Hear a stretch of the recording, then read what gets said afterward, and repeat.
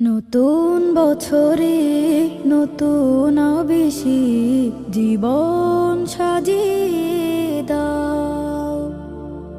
ভুলগুলো ভুলে রহম চাদরে